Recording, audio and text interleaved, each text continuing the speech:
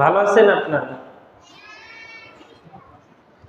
আল্লাহ তাআলার প্রতি শুকরিয়া যে আল্লাহ তাআলা আমাদের সবাইকে একত্রিত হওয়ার তৌফিক দান করছে আল্লাহ তাআলার ঘর মসজিদে।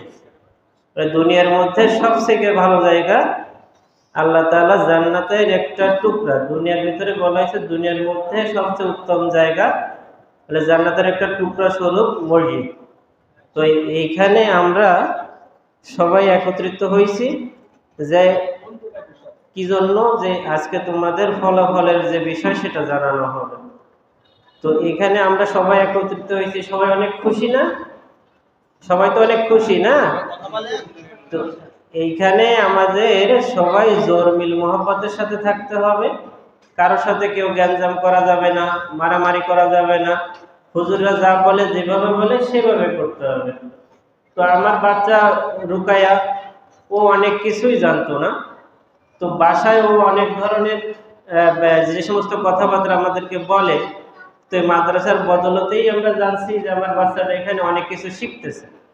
তো রুকায়া ওর অনেক আমল দেখছে যেগুলো আমরা বাসা থেকে ওরে শিখাইতে পারি নাই। তো এগুলো এখান থেকে শিখছে।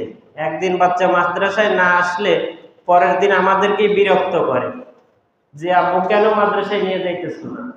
তো এখানে আমি সবচেয়ে বড় ক্রেডিটটা দিব আমাদের যারা ওস্তাদ আছেন তাদেরকে, যে বাচ্চাদের মাদ্রাসায় আসার প্রতি ওনারা যে মেহনতটা করছে এজন্য। আর খুলনার ভিতরে সুন্দর একটা পরিবেশে সুন্দর একটা মাদ্রাসা হইতেছে, মাদারীনগর মাদ্রাসা।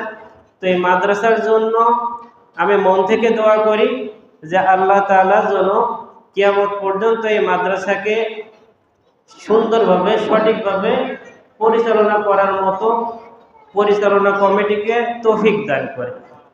আর সবাই সবার প্রতি জোর মিল মোহাব্বত রাখবা, এ বলে আমি আমার বক্তব্য শেষ করছি।